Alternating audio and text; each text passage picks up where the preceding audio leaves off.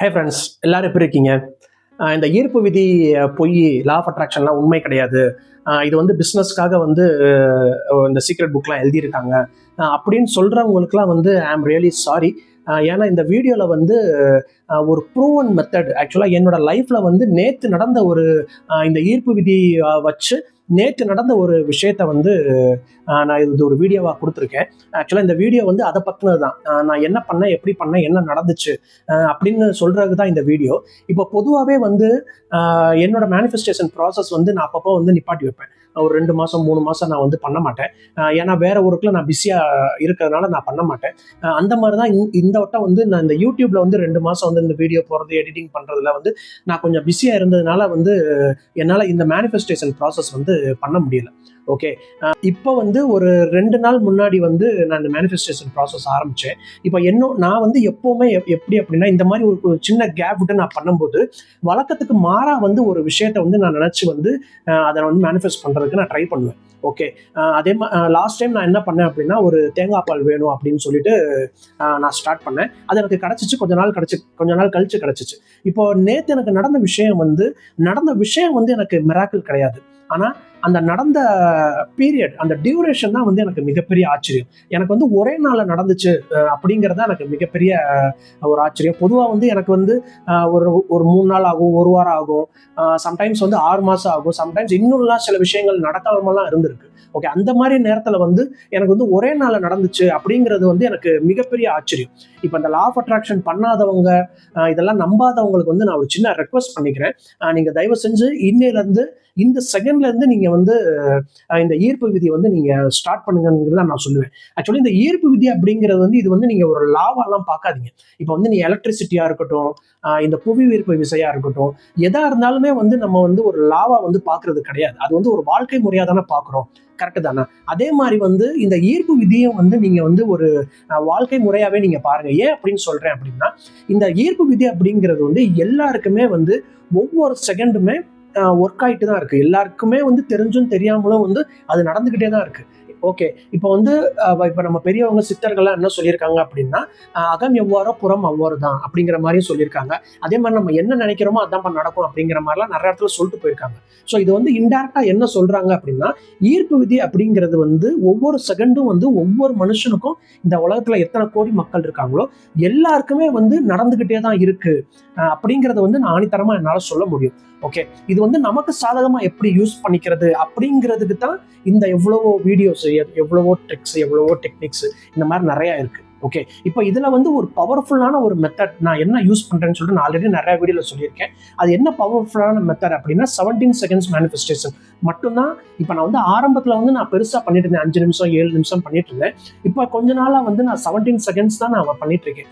அதுக்கான full trick நான் வந்து கற்றுக்கிட்டு நான் அதை பண்ணிட்டு இருக்கேன்.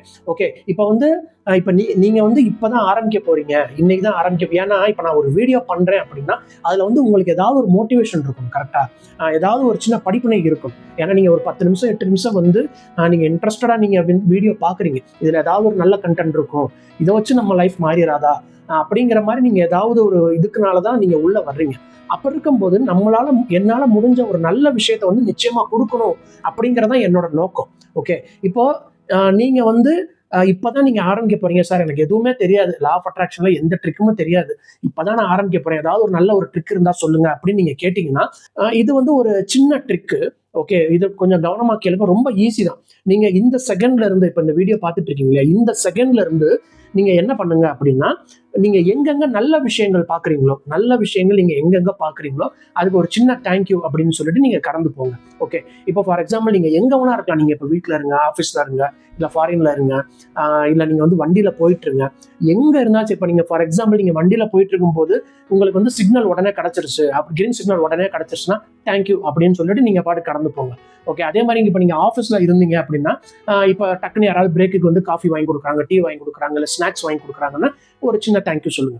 இது வந்து சின்ன விஷயத்துக்கு இல்லை, பெரிய விஷயம். இப்போ உங்களுக்கு வந்து திடீர்னு உங்களோட பாஸ் கூப்பிட்டு வந்து உங்களுக்கு வந்து இன்ஸ்டன்ட் ஏதாவது கொடுக்குறாரு அப்படின்னா ஒரு தேங்க்யூ சொல்லுங்க.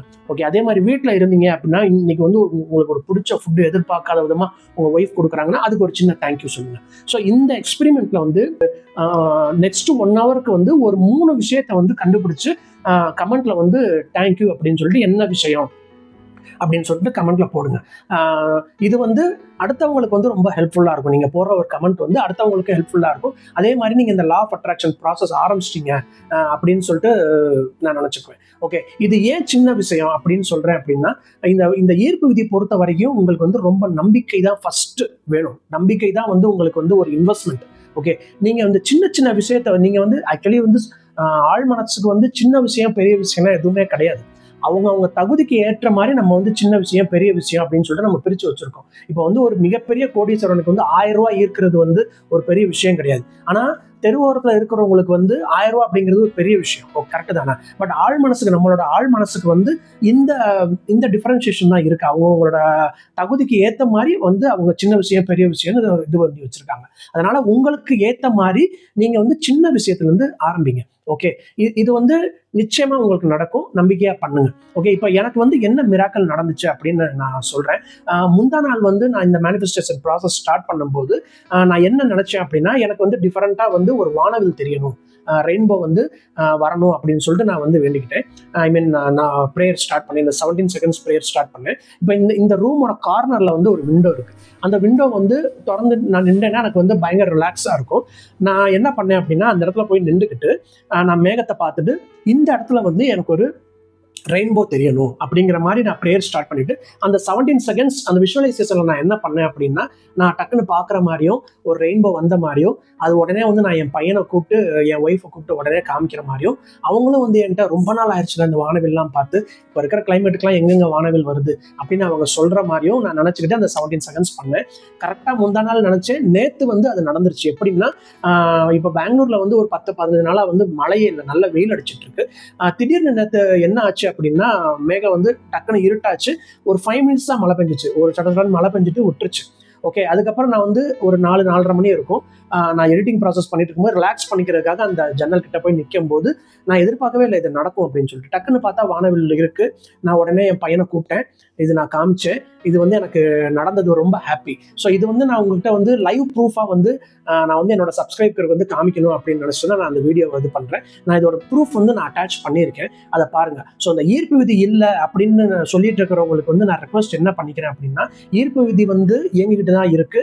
இது வந்து நம்ம எப்படி வந்து கஸ்டமைஸ் பண்ணிக்கிறோம் அப்படிங்கிறதா இங்க மேட்டர். இந்த ட்ரிக்ஸ் எல்லாமே வந்து நீங்க யூஸ் பண்ணீங்க அப்படின்னா அந்த ஈர்ப்பு விதியை நமக்கு சாதகமா வந்து நிச்சயமா யூஸ் பண்ணிக்கலாம் அப்படிங்கிறது வந்து என்னால் 100% வந்து ஸ்ட்ராங்கா சொல்ல முடியும். ஓகே, இந்த வீடியோ வந்து உங்களுக்கு மோட்டிவேட் ஆயிருக்கலாம், இல்லை உங்களுக்கு பிடிச்சிருக்கலாம், இல்லை உங்களுக்கு பிடிக்காமையும் இருக்கலாம். என்னடா இது போர் அடிக்கிறேன் அப்படின்னு நினைச்சிருக்கலாம்.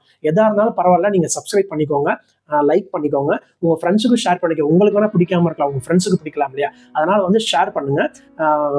இதை நான் சொல்லணும்னு நினைச்சேன், சொல்லிட்டேன். தேங்க்யூ.